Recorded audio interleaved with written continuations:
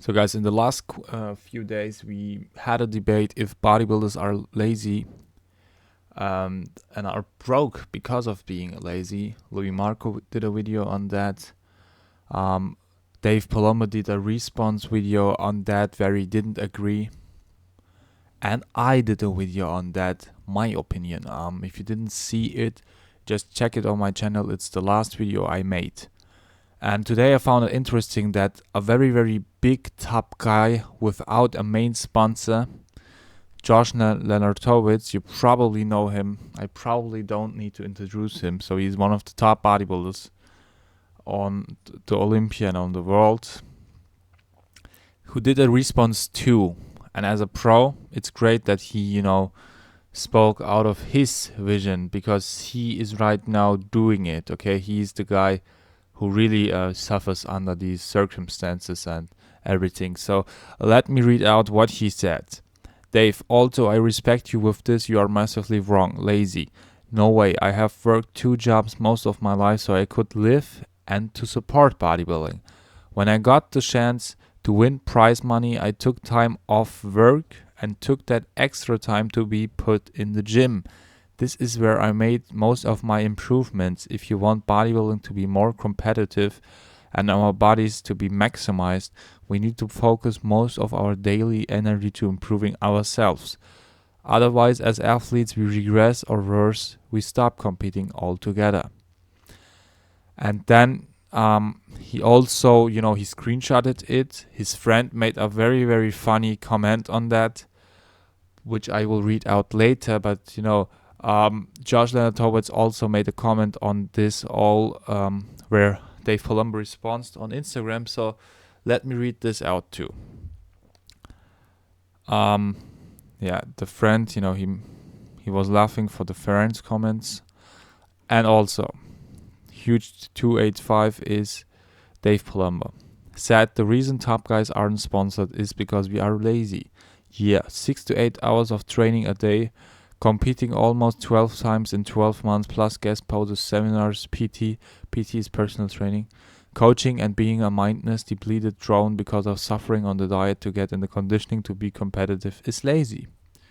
You cannot serve 2 masters and you can't progress like the top guys unless you can commit more energy to your body by living a similar lifestyle. That takes endorsements, sponsorships, and prize money, or alternatively, guys like me have to take years off to save enough money to compete again, so we can have a life after bodybuilding. But after years off, who knows if guys like me will be back? Or have I got it all wrong, and is my friend right in saying that it's so easy to do that we can just wish it and the Olympia class physique happens? No, Dave, that's not how it works. What if you told LeBron James to spend half his training time working, or Usain Bolt? These people would not be who they are. Half committing is half the results. Either we are world class or we are hobbyists. We can't be both. Hobbyists. Okay, you know what it means. A guy who do it out of hobby, as a hobby. And Dave Palumbo responded to it. He said, bodybuilders are no more lazy for training, eating, and dieting as snake breeders are for cleaning snake tubs, caring for the clutches of newly laid eggs, and working on breeding strategies. But if the snake breeder doesn't advertise what they have for sale on various social media outlets, radio shows, and YouTube videos, he doesn't make any money and goes out of business. Same thing goes for the bodybuilder. So, Dave Palumbo is a big fan of snakes, so he probably did that comparison. But what Dave wanted to say is that in the end, you can, be the hardest working man in the gym. You can be the best bodybuilder, but if you don't know how to advertise yourself, how to show yourself on social media, do YouTube videos, build a big fan base, which is